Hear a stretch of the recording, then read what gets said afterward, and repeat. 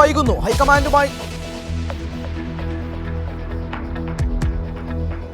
UDF സ്ഥാനാർത്ഥി പ്രഖ്യാപനം വൈകുന്നു. ഹൈക്കമാൻഡുമായി ചർച്ചയ്ക്ക് കെ സുധാകരൻ ഡൽഹിക്ക്. ആദ്യഘട്ട പട്ടിക ഇന്നോ നാളെയോ. ഇടുക്കിയും ഏറ്റുമാനൂരും വിട്ടു നൽകാൻ ജോസഫ് ഗ്രൂപ്പ്. അമ്പലപ്പുഴയിൽ ജി സുധാകരനെ പിന്തുണയ്ക്കാൻ കോൺഗ്രസ് കൈവിട്ടതോടെ CC മുകുന്ദൻ BJPയിലേക്ക്.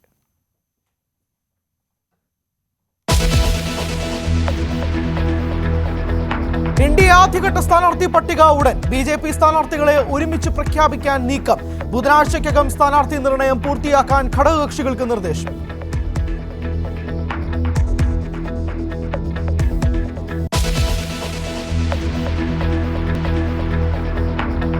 കണ്ണൂർ ADM നവീൻ ബാബുവിന്റെ മരണത്തിൽ തുടരന്വേഷണത്തിന് ഉത്തരവിട്ട കോടതി. കുടുംബത്തിന്റെ ഹർജിയിൽ നിർണായക ഉത്തരവ്. PP ദിവ്യയുടെ ഫോൺ വിവരങ്ങൾ മുഴുവൻ ശേഖരിക്കും.